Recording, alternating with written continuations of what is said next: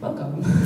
You are never going to leave. Speaking of collaboration, I know that you also worked with BuzzFeed and Superfruit on YouTube too. So that's pretty cool. How did it feel to be reached out? Were you reached out? I love the internet community because it's very supportive. You know, we're just trying to support each other on what we can do for each other. Wow, that was a really weird structured sentence. But even with like me working with Superfruit, it was totally just like Scott, one of the members, just DM'd me on Twitter. And he's like, "Hey, do you want to do this?" I'm like, "Hell yeah!" And it was just like that. There's no like, "Oh, hi, my name is Scott, and I'm from Pentatonics, and I do this, and we have a YouTube channel that does this." And I'm just like, "Oh, okay, you're cool. Let's do something." And it's very organic, and when BuzzFeed also approached me, it was actually through another friend, and it's very just like chill, and the atmosphere is really different when, you know, we just want realness and chill stuff. Do you have any favorite videos that you've created? Your personal favorites? Do you guys know Amber Roches? Do you know who that girl is? Amber Roches? Yeah. She's my alter ego. Actually, no, she's not my alter. She's another person. She says, "Oh, I love her so much." Yeah, like I am from the Valley, and A18, yeah. Woo! Not you San Gabriel people. That is not the Valley. My girl.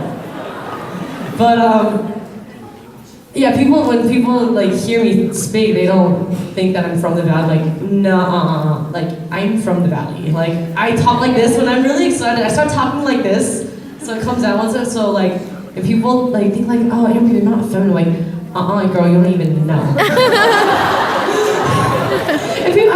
I guess people thought it was really funny, so I was like, might as well just make something with this and kind of pay homage to my roots and also make fun of people who are actually like that in the world. So yeah, just taking it step by step. I actually don't even know what I'm doing half the time, so yeah, learning along the way.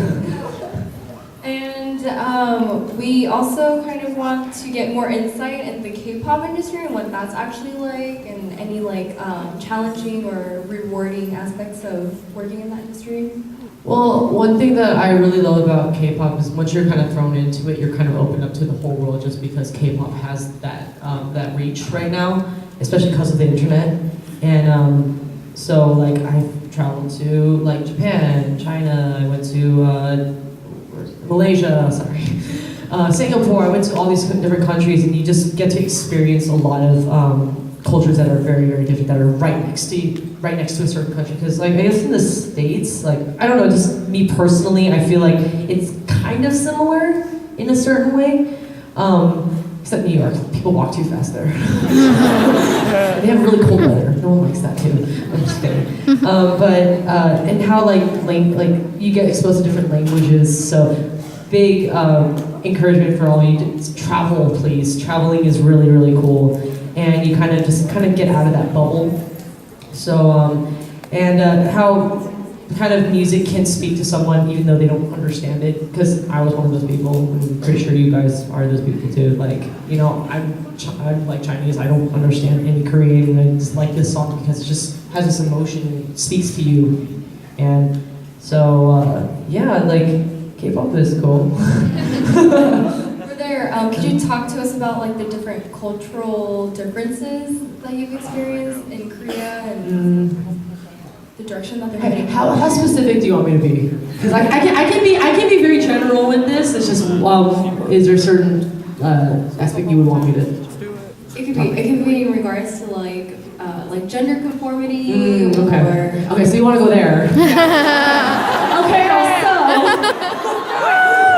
well, the way I felt it, like when I first went to Korea, definitely there was like gender roles are very, very, I guess, a lot more black and white there, because you know there is a standard of beauty, which is, you know, that's their culture, which, you know, I try to learn to respect. But as when I debuted, that was one of the goals that like my I guess direction for me my gosh, English is so hard today. Sorry guys.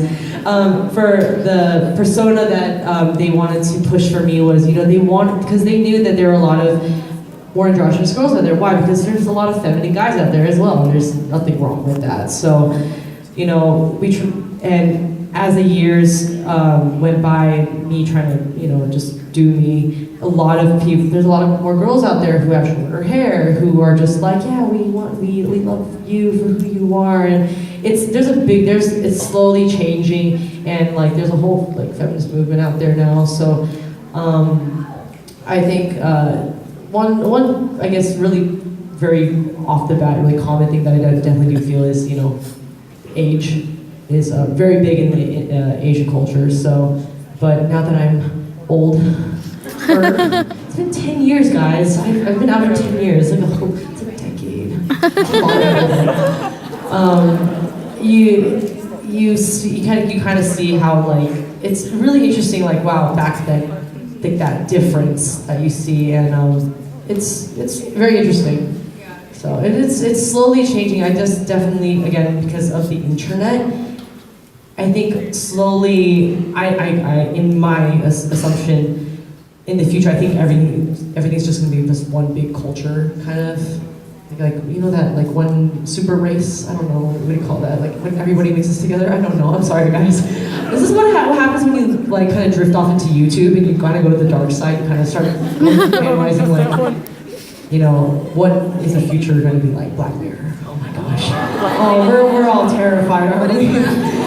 Sorry, ADD, but yeah, one thing I definitely do see, there's a big change in gender conformities and what people see, because especially with my chest video, the video about finding my chest, a lot of people, that actually blew up more in Korea than I guess in the States.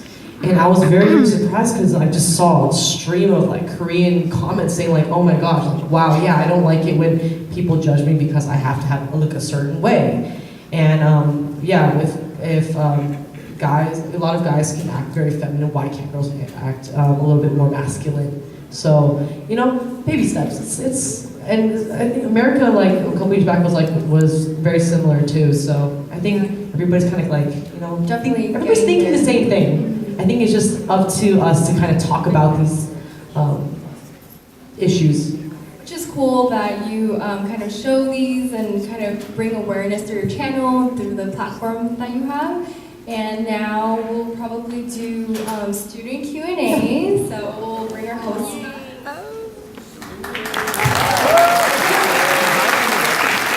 Thank you so much. Can we get another round of applause for Amber?